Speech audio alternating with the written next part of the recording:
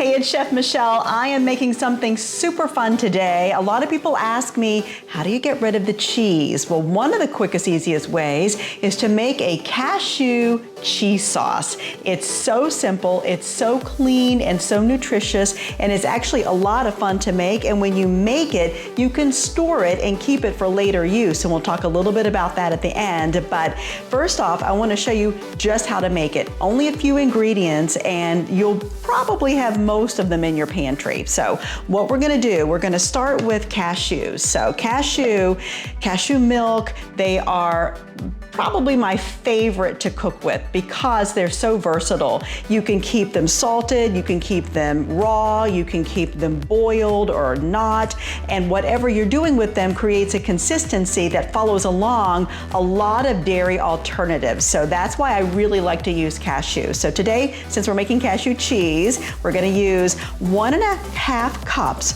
of boiled cashews. Now, I did roasted salted because I like that little bit of extra just umph to it, but I did boil them. And when you boil them, that makes them thicker and it creates a different consistency. So make sure your 1.5 cup of cashew is from the boiled consistency, not the raw prior to boiling. That's super important. Okay, so we're gonna put that in our milker. And then we're gonna do a tablespoon of onion powder. Gives it that really deep flavor. Then we're gonna do a tablespoon of garlic powder. And then I just have a mix here of turmeric, which gives it a little bit of that orange cheddar color, but turmeric in itself is wonderful. So look that up for the nutritional properties of turmeric. And then I have a 1/4 teaspoon of salt and 1/8 of a teaspoon of pepper, just regular ground black pepper. Now, if you want to lessen the salt, you can just either put a little less than that, or you can just leave it out if you're used to something not having as much salt to it.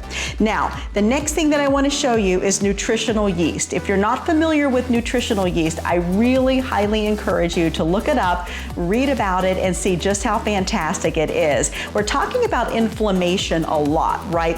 And what it does to the body from the head to the toe. And they're really doing a lot of research on that right now. Of course, this is not a medical channel, so we're not purporting anything, but I would look that up independently. And one of the quickest ways to reduce and eliminate inflammation is to eliminate dairy. So one of the ways to do that is through nutritional yeast, and it is amazing. It has so much potassium. I think it has like 200 plus milligrams of potassium. It is full of B vitamins, thiamine, iron, protein. It has about 40 calories per 2 tablespoons, so it's low in calories, very few carbs, has a little bit of fiber in it, so really it's just a fantastic thing. So what I do is I put about 10 tablespoons of nutritional yeast. That's gonna give it a thickener, that's gonna give it that yellow consistency and color, but it is the thickener as well. So we're gonna put that in, and you'll see we are getting full near the top. Now what we want to do with the milker, you have to keep in mind there's a minimum and there's a max line. For this one, we want to keep it right at that minimum because we don't want a lot of water. So we're just going to pour that in till we hit that minimum line.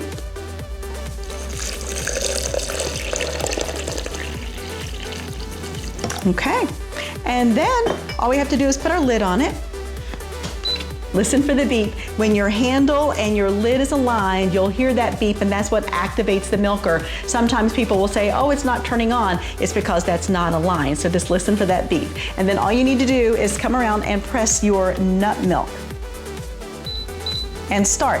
It takes about 8 minutes to make nut milk, so we're gonna come back.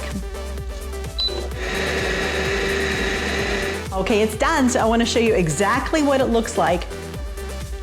Look at that.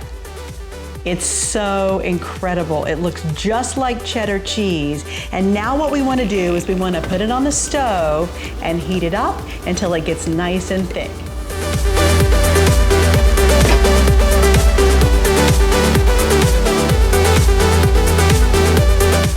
All right, that's it. I let it boil for about 2 minutes, come to a boil for about 2 minutes, and then I let it simmer on low for about 5 until it thickened the way I like it.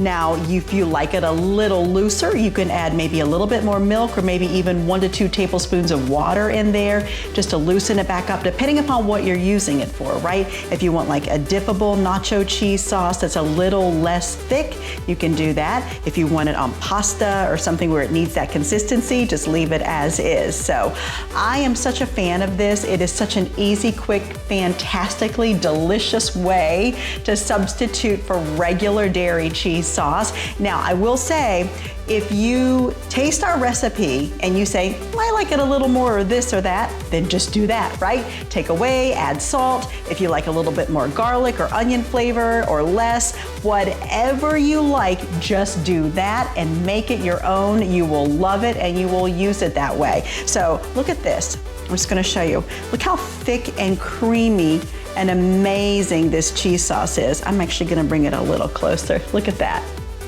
It's just incredible. There is no need for dairy when you can make your own. That is this easy, this simple to do in the plant milker, and it's so yummy. Everyone who tastes this, they think it's absolutely one of the best things they've ever had. Now, I like to finish it a little bit. It really doesn't need anything, but I like a little bit of finishing salt, right? Just to have that extra kick on top. I just use a Himalayan pink. And then if you want like a little chili flake pasta mix, I have that I'll add to pasta sometimes just for a little kick, and then finish it with just a little bit of parsley on top, and it's a complete meal ready to go. I do want to say, if you want to make more of a white sauce, more of an Alfredo for whatever those recipes are, just leave out that nutritional yeast, and then that way you'll have that whiter flavor, as well as the turmeric. Those two things are what create this cheddary flavor and cheddar look. So I have to taste it. I really hope you make this. It just goes to show how versatile the Clean Living Plant Milker is. It's not just to make milk. We make soups, we make cheese sauces, we make our ice cream bases, we make coffee creamer.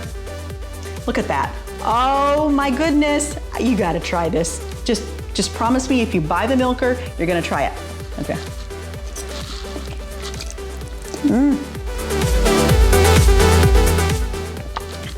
It's so good.